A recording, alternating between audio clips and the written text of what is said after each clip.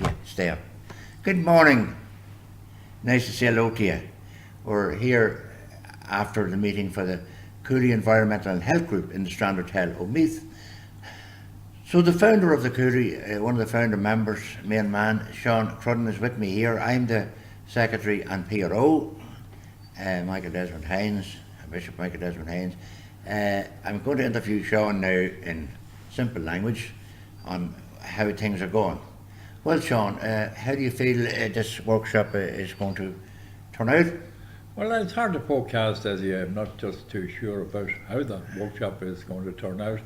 We're depending on the weather and a lot of different factors that the man above us is in control of, so we are not in control of those and we don't know. But presuming the workshop goes ahead as it usually does, and presuming we get the support that we usually get, I think the workshop should work out quite well. I think we have a good few speakers lined up, but I think we're going to take a more relaxed approach to this workshop than the workshops we had in the past, and try and enjoy it and try and take it easy and, Well, now the title of the workshop, Sean, I think just let the people know again. The title of the workshop is Mental Health Care in Louth, 1918 to 2018 and beyond. Now the keynote speaker is Lisa Butterly, who has completed a PhD thesis on the history of RD Mental Hospital, which, as you know, was opened in 1935. The last district mental hospital to be opened in Ireland. It's a purpose-built mental hospital, unlike a lot of the other old mental hospitals in Ireland, which are sort of converted workhouses and so on. Well, it's nice to see us bringing up the history, because we'll have the process where you look at many questions. For example, how was mental health cared for before 1918? And we know things were all different then. You hadn't a social service in Britain or in Ireland. It was more or less you looked after yourself, or you maybe went into what they call a workshop. But we'll hear what they have to say on that. We needed then to look at what way mental health was treated in those days. And I suppose you're trying to say, is it better now? I don't know what you're going to say. Would it be better years ago, Sean, when people treated themselves? Well, it's hard to tell. A lot of people have reservations about modern methods of treatment in mental illness, and some people say that people were better off if there was no treatment at all than they are under the present treatment regime, which is current, not only in Ireland, but all around the developed world. Well, there's a lot of criticism about psychiatrists not being able to make judgments of people they take in with emergency. Now, I have a certificate in first aid from the HSE and suicide first aid. And it's a bit of a problem, because when I've taken people before, they let them out and they weren't fit to be let out. The system. What do you think of that, Sean? Well, I don't know. Suicide rates are increasing, and I mean, the question that comes or arises in my mind is why. And I think myself that a lot of the increase in suicide has to do with outcomes in the treatment of so-called mental illness. The outcomes that you see yourself are sort of what we call less than ideal. Well, a lot of suicides, Sean, that I would know would be victims of drug abuse, which may be argued it's by the government policy. Like the government is supposed to look after us and all that, but it's possibly they look after themselves, number one. They're not fulfilling the Christian role of loving the neighbour as themselves. What do you think about that, Sean? Well, I just think, Desi, I don't accept what you say. I don't know that drug abuse is a sort of a cause of increased suicide. Alcohol consumption was thought to be sort of a cause, some kind of a causal effect where suicide is concerned. Well, but again, I don't know there whether that is right or not, because I mean, people were always prone to drink alcohol right back throughout the ages. But the difference in the present modern world is that there is a method of treatment of people who have alcohol problems, and it may be the methods of treatment which have caused the increase in suicide rates for alcoholic people. Well, there is people that I would know. I'm a member of the drug task force, a rep for County Louth, one of the reps, and Peter is with me now. He's a new rep from County Louth. He was on it before. I won't mention his second name because he didn't give me permission. But I found out a lot about the system and people and treatment and that. But I feel that a lot of the victims that I would know are drug related, like they've died because they have to rob. Unfortunately, if you're on heroin, you get that bad in it, you'll do anything to get a fix. And I think, Archbishop, I think we're at cross purposes here, because I think that you're talking about drug abuse. I'm trying to talk about mental health care. I don't think that drug abuse is, strictly speaking, a mental health issue at all. very funny. It's a psychiatric issue, because when you're taken to the psychiatrist, if you go to a GP, you'll finish up with a psychiatrist, and they're giving people tablets, and we don't know whether they're working or not. But it's sad when you have to take. I heard Cardinal Conway saying many years ago, if you need to take drink, he says, there's something wrong. You want to look at your life. And it's true. If you need something to keep you... Well, I don't know, Desi. Everybody enjoys a drink now and again, you know, so...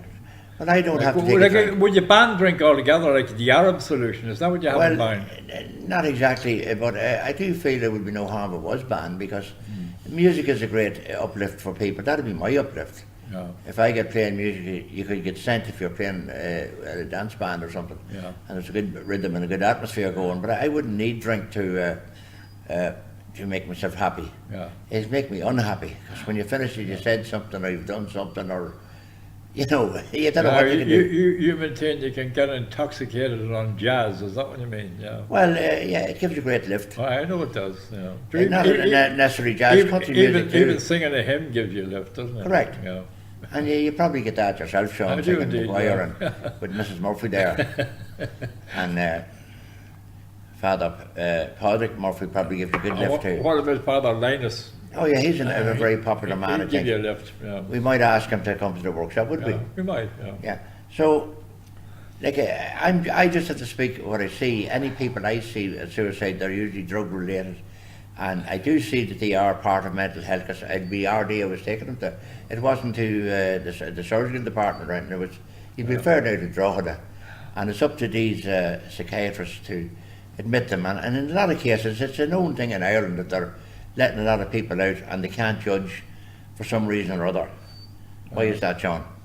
Well, I don't know. That's a well-known thing. Like, that people are more at risk of suicide shortly after they're discharged from hospital than nearly at any other time. And that's a well-known fact. Like, but why? Like, Well, you see, when I find people on drugs, they get into bad debt. If they're dodging people in the town and that, if they're getting these drugs, and I know the guards are doing their best, because they're constrained in law what they can do, and it's not an easy situation. But it's up to the government to make legislation. But there's not much a talk of corruption with the Garda, and then you don't know, is there drink companies buying them or anyone buying them up? We don't know what's happening. Yeah. So it's not an easy situation. But I wouldn't divorce it from mental health. The drug problem, because most cases are that, and then there are family related problems. Even if you're gambling, for example, you get into debt and it can drive you within depression. Yeah, but Desi, you see, you're putting a heavy weight on people, and you're stigmatising mentally ill people, because you're associating mental illness with drugs and with drink and with gambling. But what I'm saying is, a lot of mentally ill people are ordinary civil people that haven't done anything wrong. They've broken no law, or they behave themselves and so on. But they're sort of some kind. They fall a victim to so-called mental illness. Like, well, it's not because they're drinking or because they're on drugs or anything else like that. You know, they're probably very well behaved people. You know? I probably agree with you there. There is some, but I mean, you're stigmatising them by No, talking all no. the time about drugs and drinking and all that. It's the biggest problem in my department, I find. But there's also people, I feel, that have mental health. Maybe that's why they go on drugs. That's why we want to hear the work that people have to say. Yeah. We don't know. It's going round the circle. But I know if you're at the moment, I don't go up to the surgical department or the gynecological department if you've got somewhat mental health. If you go to the psychiatric department with a drink problem, they'll probably turn you away, Desi. That's what I think. I don't think they'll treat you. I don't know. Maybe they will. Well, with the drugs and alcohol forum now, it's drugs and alcohol. Northeastern drugs and alcohol. Well, I don't think it's part of the remit of the psychiatric services to treat people with drug problems or. Well, when someone's going to commit suicide, if they simply and solely have those problems, I don't think that the mental health care system will take them in. I don't think so. Well, maybe they will. I'm not sure. It's a good question you bring up, but at the moment, it's not divorced from it. It can be included. Yeah, but or it's- can be if there Yeah, are yeah. underlying mental. As I said, you don't go to problems, a brain surgeon. Well, you might need to, but if someone's on drugs and having a... But it's a big problem with the youth in society. Because in areas, there's a lot of economic deprivation in certain parts of the town, and if fellas can't get money to live and they get on drugs, they have to get money. They find they can sell drugs, get money, and reasonably get away. The guards' hands is tied because they can't come down and convict someone if there's of evidence. It's not easy. It's kind of the American selling method. It's a kind of a pyramid, is it? It's Yeah. kind of pyramid selling. Is that It's terrible, Sean. It's not an easy thing for Garda to patrol. And then the chance of getting bet up and all this. And there's also a thing we hear about them getting interrogated or in their houses, like threatened, and maybe boys knock on the door in certain cases and at night. And I think that you're fixated on this whole business of drug abuse. You know what I mean? We're talking here about mental health care. We are, It's a but wider issue, you know.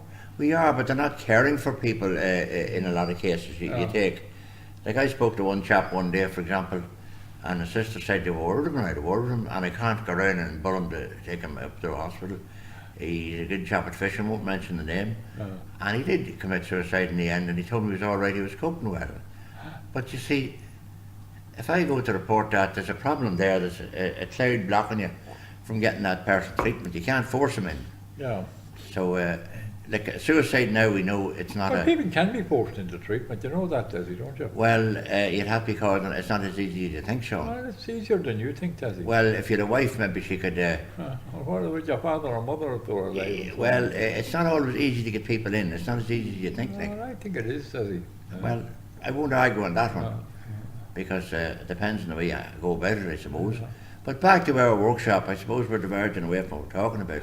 It'll be interesting to see what comes out and what is mental health, and what type of people were put into RD, and how was the care taken, and was it satisfactory? Like in many years ago, I would have heard that a lot of people went into RD and they never got out. Yeah. And they hadn't much rights because when you have mental health, sometimes you're not allowed to make a decision for yourself. Yeah. So you used to say if you had mental health and you committed a crime, you couldn't be arrested. But I don't know how true that is now. But we leave it any Sean. And what would you just like to finalise to say? The workshop we know is on the 27th of January. And we have a nice new chairman. Would you like to say something about it? Well, if you see, our previous chairperson was Paul Smith, who was resigned. Paul did a good job and helped with the image of the group and so on. So we have a new chairperson now, Jonathan Larkin. Jonathan is a Greenoa man, a very astute man, excellent chairman with a lot of experience and so on. And I think he'd be a big addition to our group, and perhaps our group will sort of expand and go ahead to prosper in the future due to the influence of somebody like Jonathan. Yeah. So I think the future is looking good, you know. Of course, we thank Paul Smith for what he did for the group. And we also must thank Dermot Mooney. Yes. He's friends home from, I think, America at the moment. He hasn't a lot of time, he said at the last meeting. So I don't know, would he be able to attend regular when his relations go back to the States? Well, Dermot Mooney served this group. He did, yeah. In different offices, and he did a good job over a good few years. He's always more than welcome to come back here anytime. We know that. Yeah. In my opinion, you know. Oh, yes. Well, he may have personal things to look after at the moment. Yeah. And we'd say no more on it, but I think the best thing is to go to the workshop. We will have a radio programme organised on Dundalk FM. And we hope so. You can get it in Cooley. Carlingford itself, it cuts out, but in Greenoa you get a good reception. In your car you get a good reception going to Dundalk. So they've spread their wings in the amount of area you can get it. It's clearer down in Greenoa, my car. But it's nice to see the workshop coming on, and we have another meeting then before. Incidentally, did you tell the people that you yourself are going to be the facilitator of the workshop? Well, I'm a type of humble person. I'm supposed to be I will be the facilitator of the workshop if God spares us, and I'll be delighted to do it. Like if someone else comes, I never step on the way, but I'll be doing it this year. because the gentleman we had to do was the chairman. He resigned with time and that. I can do it. No, social science area, so I'm not going to argue over it. So with that, we'll return you back now to the studio and say thank you very much, Mr. Sean, Senior Sean Crudden, and Bachelor of Science and quantum physics. He was a former maths teacher, science teacher, and a good man, a very great brain. And we thank you very much indeed, and we look forward to seeing you at the workshop. But you'll hear us on air on Dundalk FM in the near future. It will be sometime in January to remind you about the workshop. Thank you very much. God bless you all. Slán agus banna. Hagamah.